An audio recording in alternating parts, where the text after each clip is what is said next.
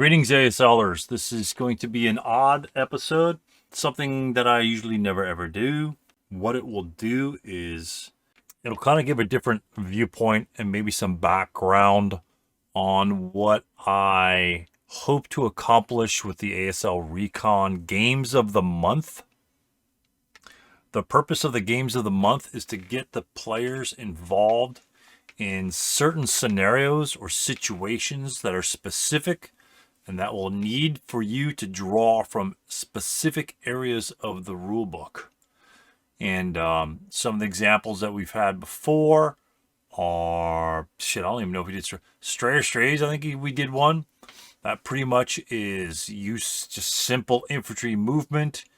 The need to focus on the victory conditions, which is exiting in a very short period of time, which means if you prep fire, you're foregoing your movement options and not utilizing maximal abilities to get the hell off the board. Now, it doesn't mean you can't prep fire, but it just means that you need to understand principles. Price of impatience. You are subject to gunfire at the star chart in the star vehicle listing on the IFT from the partisans in the village. You are the super uber powerful SS units, but within the convoy rules, you must stick to it until you see some enemies which are hidden, and the defender gets to choose when to pop up. So, for all intents and purposes, you are extremely vulnerable in that one, and therefore must play accordingly. And even though you're 6.58, 5.48, 4.4, there's a 4.47 there, and you're only against a couple partisan units, doesn't mean you're going to get your ass kicked. You need to understand how to unload, vulnerabilities of being unloaded, truck movement, etc., etc. The most recent game of the month, which I only received, I think, one file, dealt with the I think Rivers to the Reich, and it's a pillbox scenario, a very short 4-turn pillbox scenario, Semper Paratus, and it may not look pretty, but if you don't know a damn thing about pillboxes, you don't want to be fighting pillboxes going up a hill in the jungle in some giant scenario with 20 squads that you have to capture the pillboxes by turn 6. Because you know what's going to happen is you're not going to know what the hell to do, or how to capture them, or how long it takes to find them, etc., etc. Semper Paratus eliminates most of the bullshit that you'll have to deal with. Typically they're out in the open. They're not hidden.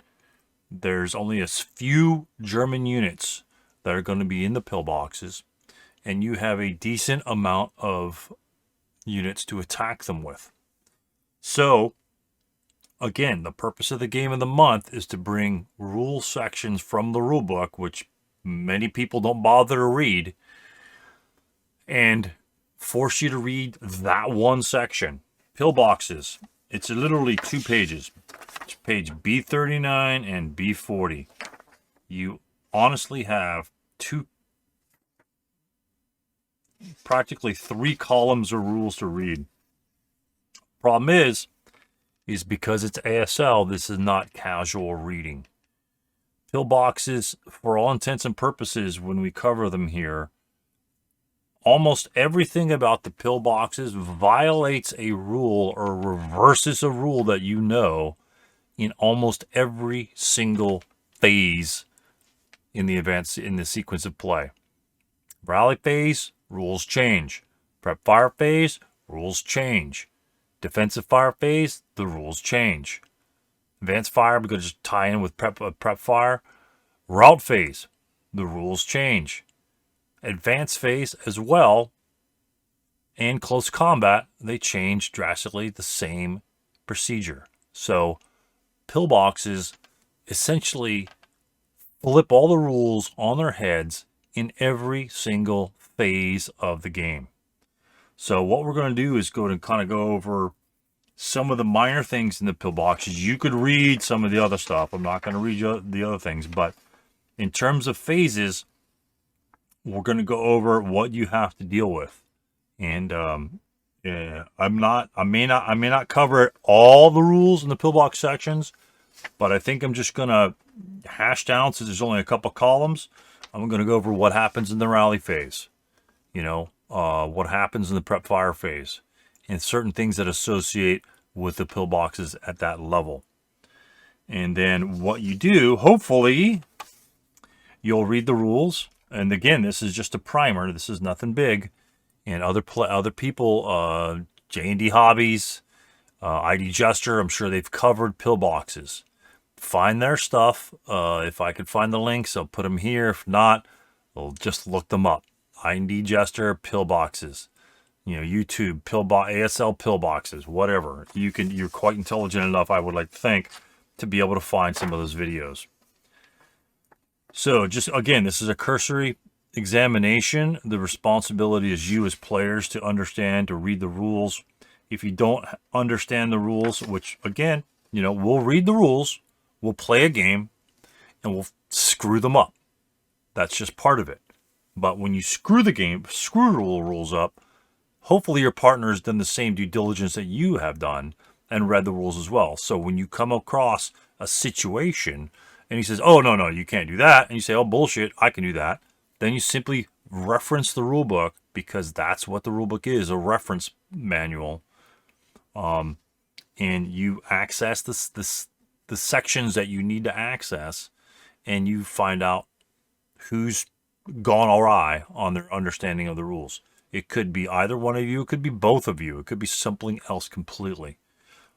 Don't take the word of, quote, an expert player to tell you what's right and what's wrong. One, ASL has a bazillion examples of it won't cover everything.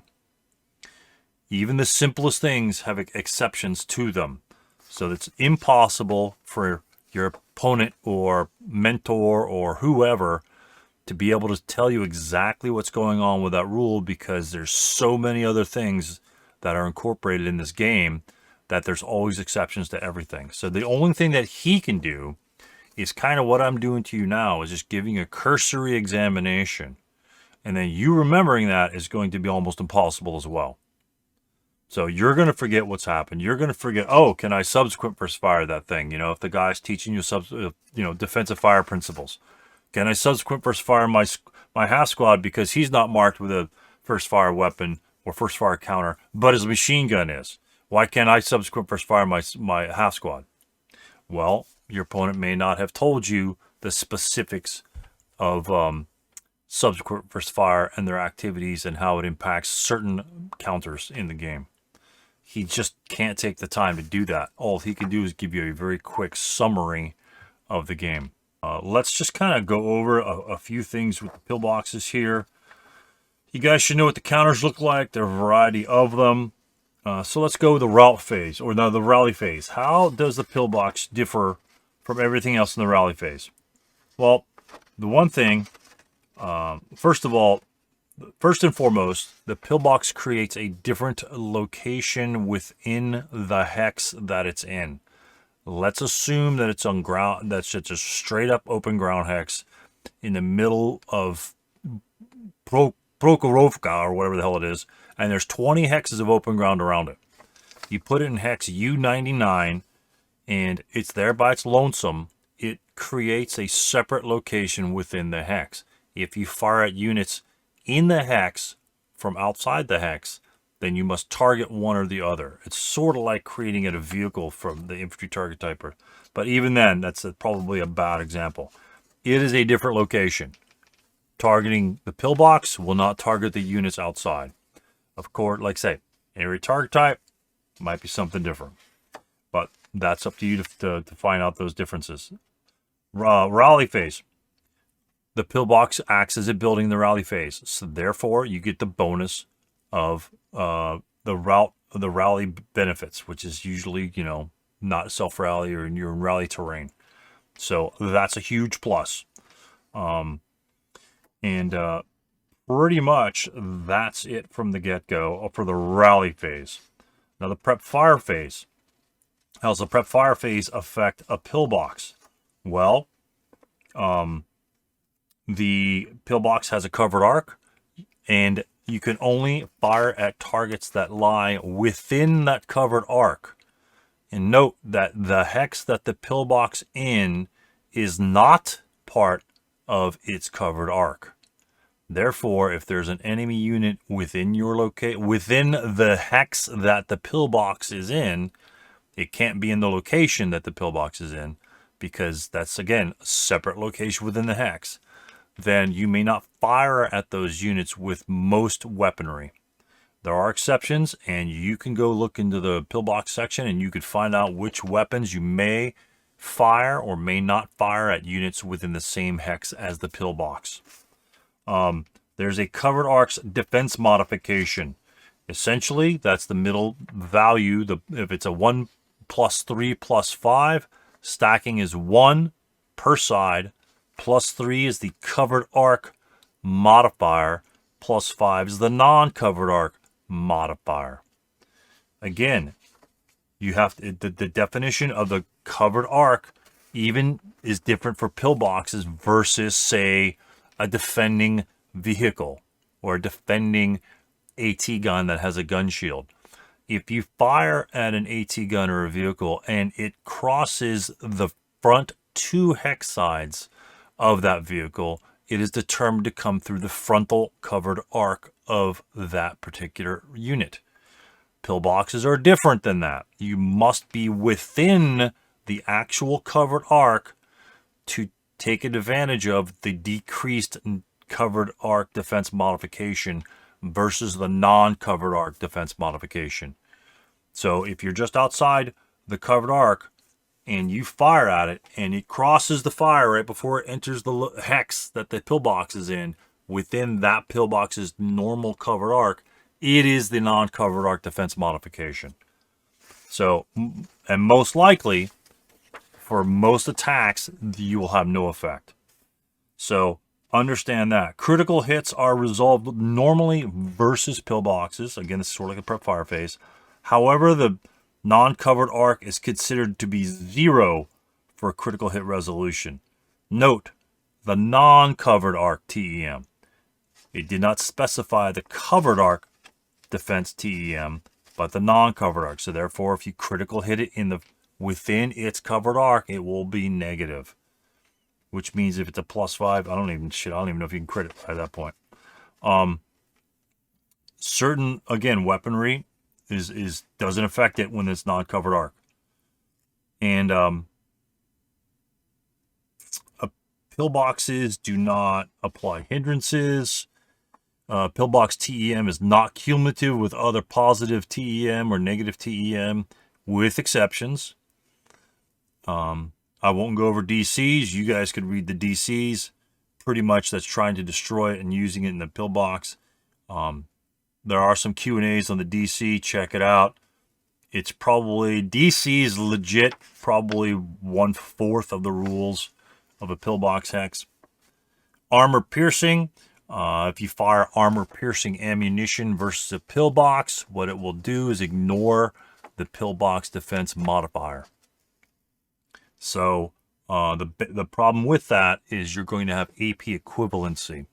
So for all intents and purposes, you're going to be firing with like 1 firepower or 2 firepower. And again, critical hit on the AP equivalency will then double that firepower, i.e. 2 to 4, but there's 0. Okay, entering a pillbox is after you enter the hex that the pillbox is in, you must expend an extra 1 MF to enter the pillbox location itself. It's sort of like entering an entrenchment. As you enter the entrenchment hex, but the entrenchment actually is in different locations. But you have to expend an additional movement factor to enter the location itself. So, or not the location, but location in terms of pillboxes, terrain modifier in terms of entrenchments.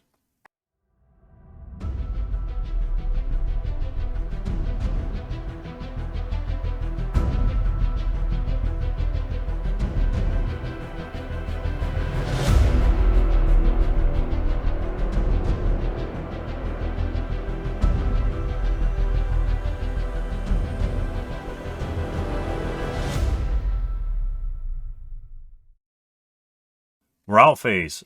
Interesting thing about the route phase. Interdiction, I'm just reading this straight from the 30.41. Interdiction possibilities depend on the movement factors expended in the pillbox hex in exactly the same fashion as is applicable to entrenchments. If you decide you want to route from a pillbox, and again, another rules example where the pillbox negates all other rules of deploying routing.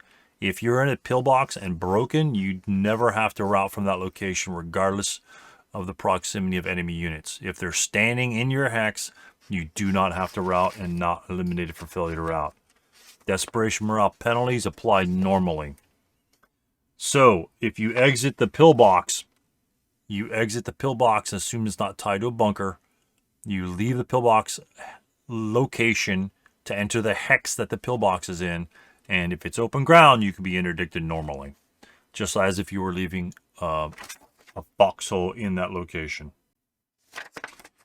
So one of the important things about pillboxes is you may not move, route, advance, or withdraw from close combat into a pillbox location if an enemy unit is outside that pillbox, essentially in the same hex but outside the pillbox. So say you're in close combat, or your berserk unit, or whatever the case may be, however the movement, routing, advancing, and withdrawing from close combat can apply to your unit, you cannot go into the pillbox if there's an enemy ground unit within that same hex outside the pillbox. That will change a little bit later on in the pillbox rules. Guns cannot leave the pillbox once it's in the location. Big deal. It's sort of like being in a trench. And the same hex, same level units inside and outside a pillbox are adjacent. That's a capital adjacent to a unit inside the pillbox may not. Here's the difference. A unit inside a pillbox.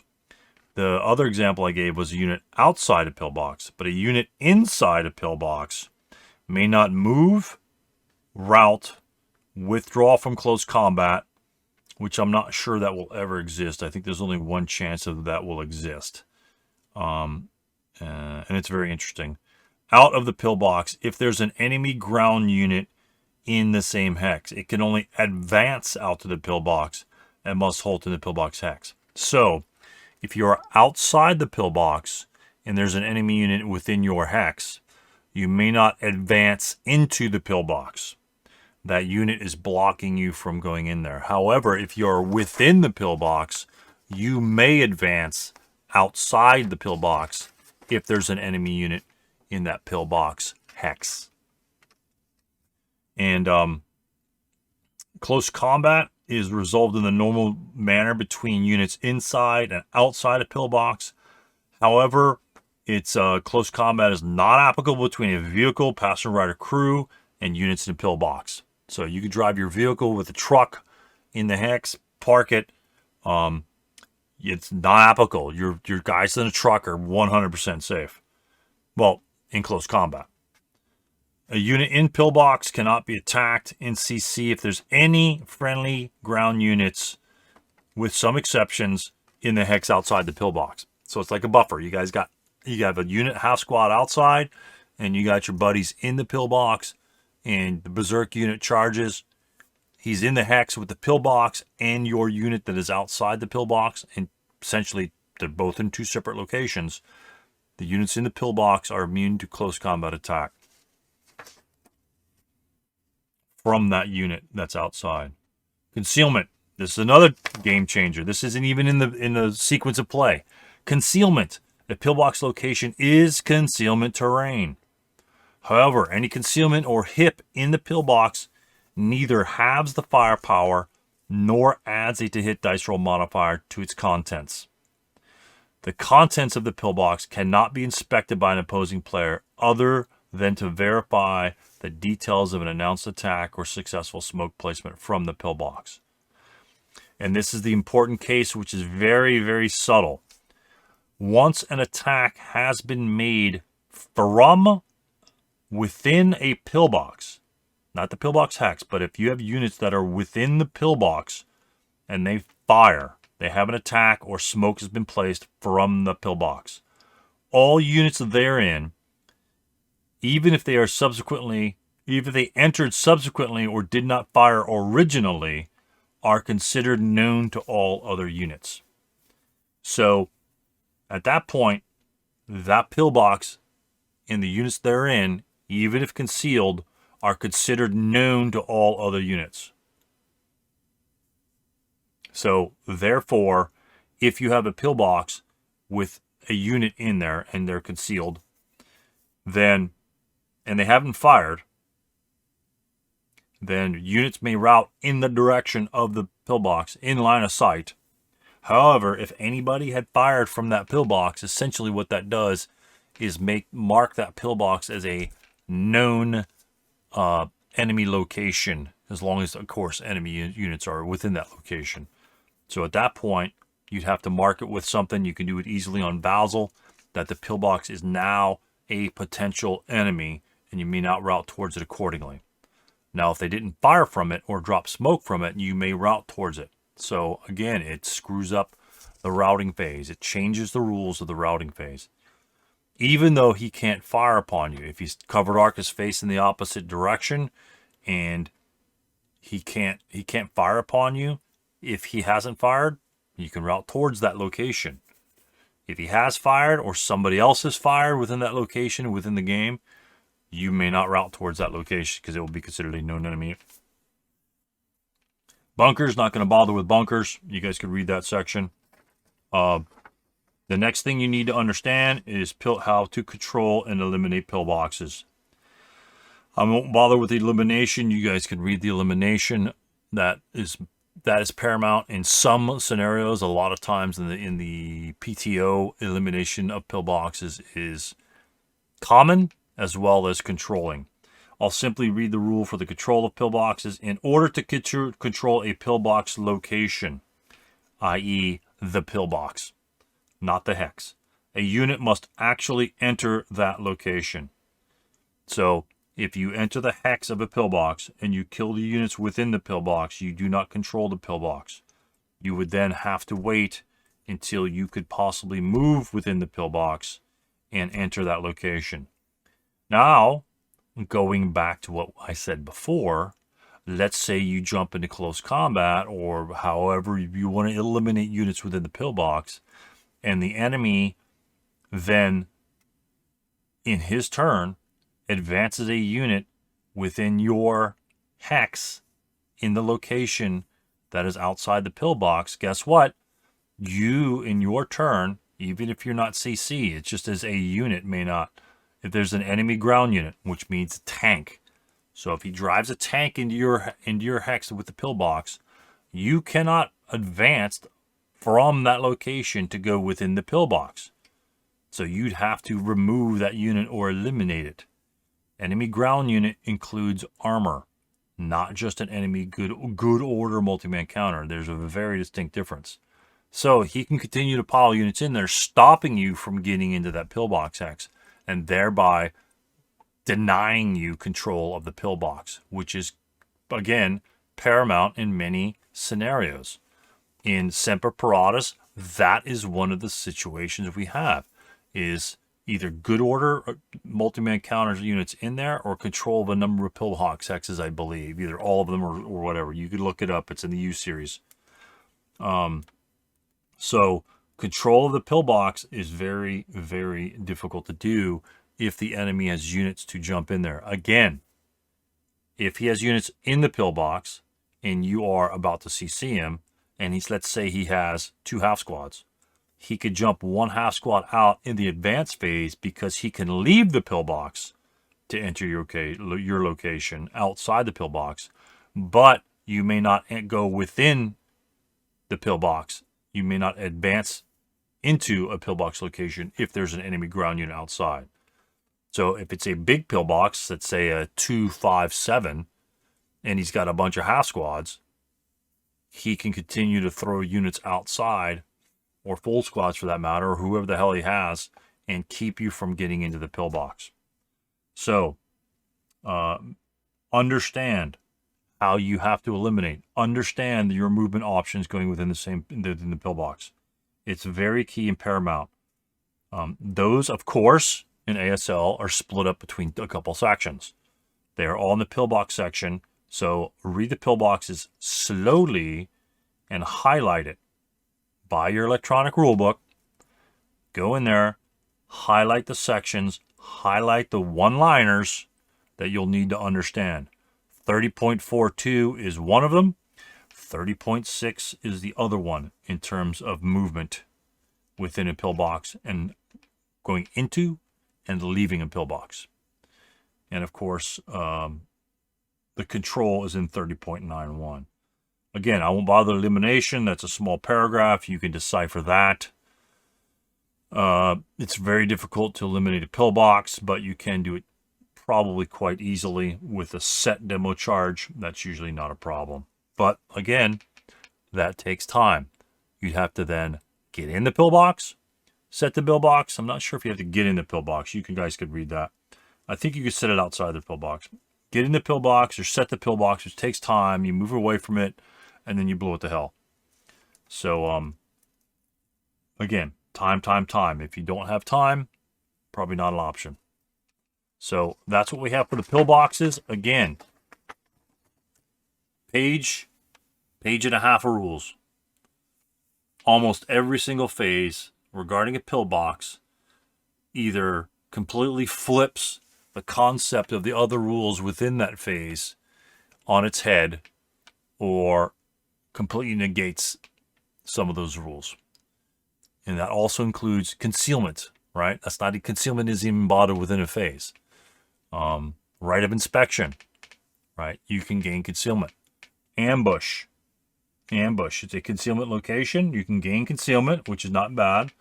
Ambush. Look at your ambush chart. +2 if you're a pillbox. So what you probably don't want to do is put your pillbox in a woods hex. Sometimes that might be a good spot to do it. Sometimes it's not. But understand that if they ambush you in a pillbox, it's quite easily if you're in +1 cover. You don't need the cover if you're in a pillbox. That's probably a do or die situation. You're +3 or +5. The woods isn't going to do jack shit. So anyway, taking that information, we're probably going to look at how to potentially set up some bunkers and hopefully get a Semper Paratus game with you from Counterattack, the original YouTube creator that had 3 episodes of a solo play within a number of years ago. He's got a bazillion views on him. And that's the idea, is I want to play with, quote, the original Semper Paratus player.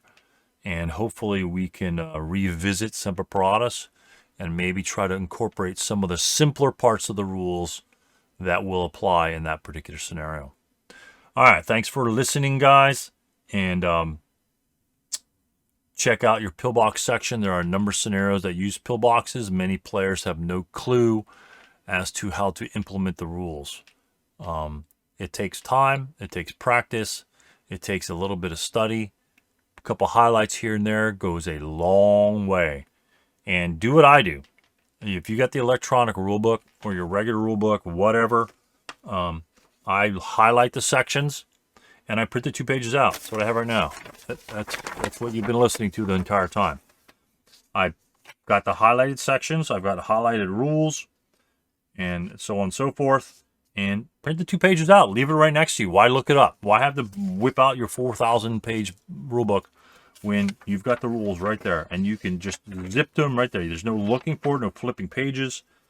You've got it right there next to you face-to-face or online, whatever you want to do. I just print them out. I've got a printer. Most people have printers. And use that as a resource. That's something that you need to start doing as an ASL player. If you don't want to do that, most likely you're just kind of playing a casual game, which is fine.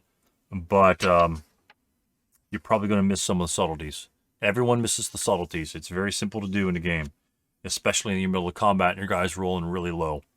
So shit's going to hit the fan. You're going to forget a crap load of rules. But about half the time, if you actually remember those rules, sometimes they'll come back and save your unit from dying. So that's happened to me. It's happened to my opponent. It happens to everybody. So the more you know, the better your play, and the more likely you're going to come out on top and win that game versus your opponent, or at least thwart him and cause him great consternation. All right, gents, thanks a lot for your time, and go out there, go play some ASL.